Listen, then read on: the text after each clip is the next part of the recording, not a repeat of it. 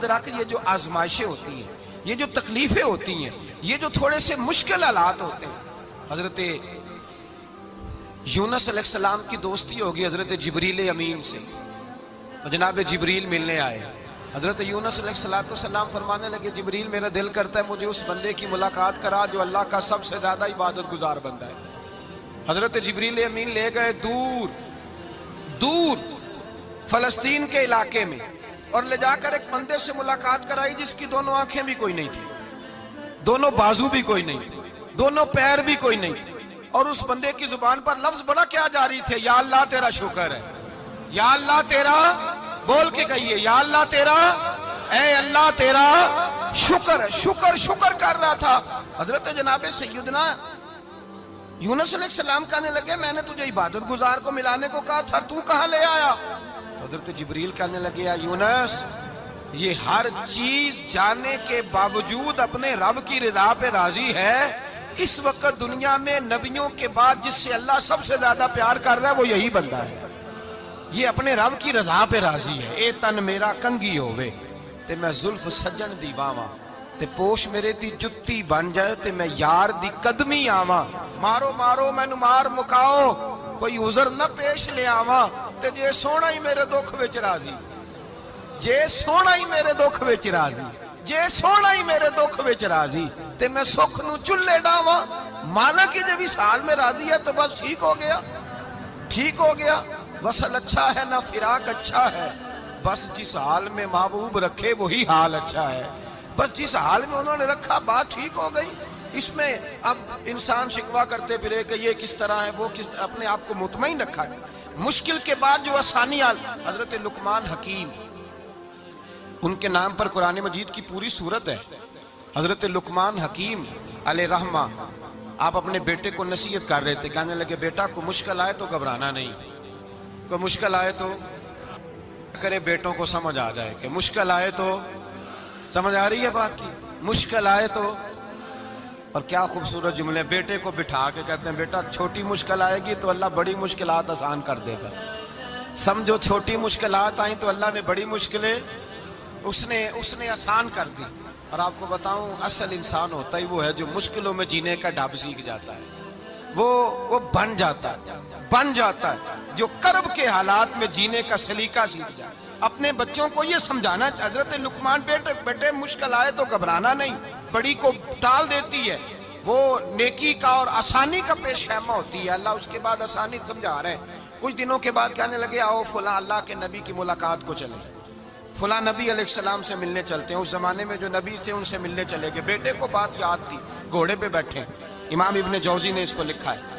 گھوڑے پہ بیٹھے تھے دونوں کے پاس گھوڑے تھے. اب رستہ بہت زیادہ تھا، کھانا ساتھ لے لیا، پانی ساتھ لے لیا، رستہ لمبا تھا، صحرا کا علاقہ تھا.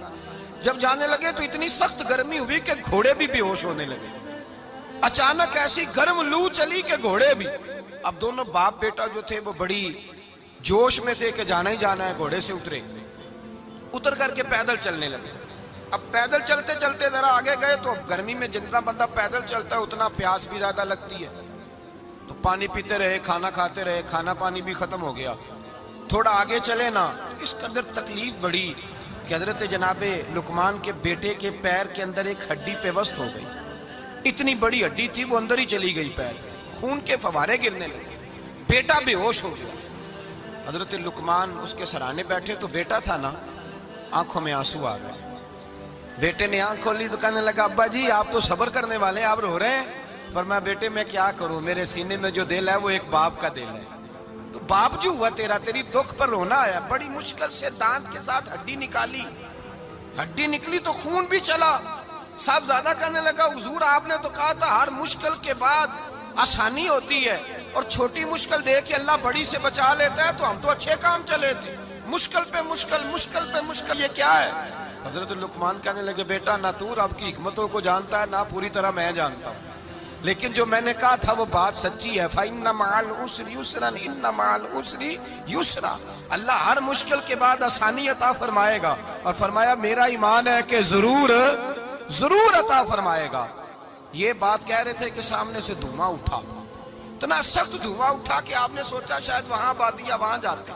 وہاں چلنے لگے تو پیچھے سے کسی نے آواز دی ٹھہر جاؤ رکو، وہیں رک گئے. تھوڑی دیر گزری تو کہا رک جاؤ. جب رکے تو ایک بولنے والا بولا، کہنے لگا تمہارے لیے تھوڑی دیر کے بعد جانوروں کا بندوبست کر دیا جائے گا، کھانے کا بھی بندوبست ہو جائے گا، بچے کا پیر بھی صحیح ہو جائے گا، چلے جانا، لیکن ذرا ٹھہرو. حضرت لقمان کہنے لگے بولنے والے تو کون ہے؟ تو کہنے لگے میں اللہ کا فرشتہ ہوں، میں اللہ کا فرشتہ ہوں. کہا اللہ کے فرشتے اور یہ سارا کچھ کیا ہے؟ تو فرشتہ کہنے لگا اصل بات یہ ہے کہ سامنے بستی پر مجھے عذاب نازل کرنے کا حکم ملا تھا، آپ بڑی تیزی سے آ رہے تھے، میں نے رب سے دعا کی کہ اللہ اس باپ بیٹے کی غلطی کوئی نہیں، مہربانی فرما. رب نے پہلے آپ کو صحرا میں الجھایا، پھر میری دعا کی برکت سے آپ کے گھوڑے ٹھہر گئے، پھر میری دعا کی برکت سے آپ کا پانی ختم ہوا، پھر میری دعا کی برکت سے آپ کے بیٹے کو زخم آیا، پھر میری دعا کی برکت سے سامنے سے دھواں اٹھا. فرمایا یہ جو تمہیں مشکل پہ مشکل آ رہی تھی، یہ تو میرا رب تمہیں عذاب سے بچانا چاہ رہا تھا. یہ جو تمہیں مشکل پر مشکل آ رہی تھی تو میرا مالک تمہیں عذاب سے بچا رہا تھا، تم سمجھ نہیں رہے تھے. حضرت لقمان نے بیٹے کی طرف دیکھا تو بیٹے کہنے لگے ابا جی بات بالکل سچی ہے، افضل الذکر لا الہ الا لا الہ الا، اور پھر پڑھنے لگے حسبنا اللہ و نعم الوکیل نعم المولا و نعم النصیر. یہ ورد ہونے لگے. بھائی جب تجھے مشکل آتی ہے، آزمائش آتی ہے، تو اس وقت سمجھتا ہے پتہ نہیں میرے ساتھ کیا بننے لگا ہے. اللہ تبارک و تعالیٰ چھوٹی مشکل دے کے تجھے بڑی سے محفوظ رکھتا ہے، چھوٹی بیماری دے کے تجھے بڑی سے محفوظ رکھتا ہے. بلکہ میں ایک دفعہ ایک تکلیف میں ایک آزمائش میں مبتلا ہو گیا تو میں نے اپنے حضرت سے کہا کہ حضور سارے دکھ کٹھے ہی آ گئے، کیا کیا جائے؟ تو آپ فرمانے لگے بڑے خوش نصیب ہو، جوانی میں اللہ نے دکھ دے دیے، بڑھاپے میں آئے تو برداشت نہیں ہوتے. یہ تو بڑے وقت پہ آ گئے، شکر ادا کرنا چاہیے، اس زمانے میں برداشت نہیں ہوتے. اب آسانی ہے، ان کو برداشت کرو، ہمت کرو.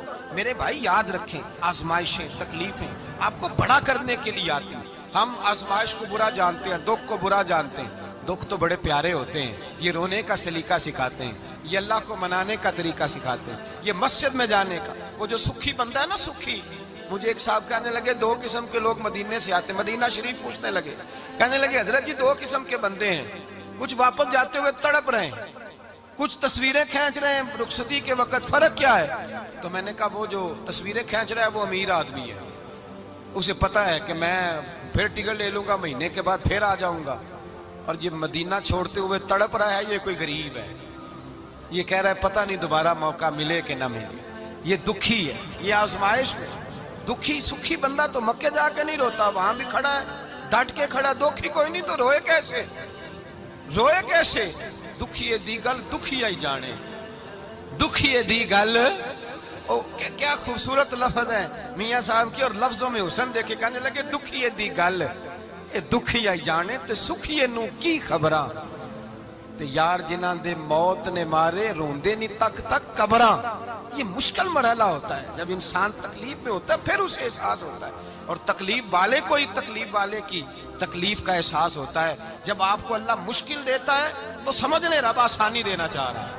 جب تیز دھوپ آتی ہے تو سمجھ لیں اللہ گرم ہوا گزار کے ٹھنڈی بارش برسانا چاہ رہا ہے.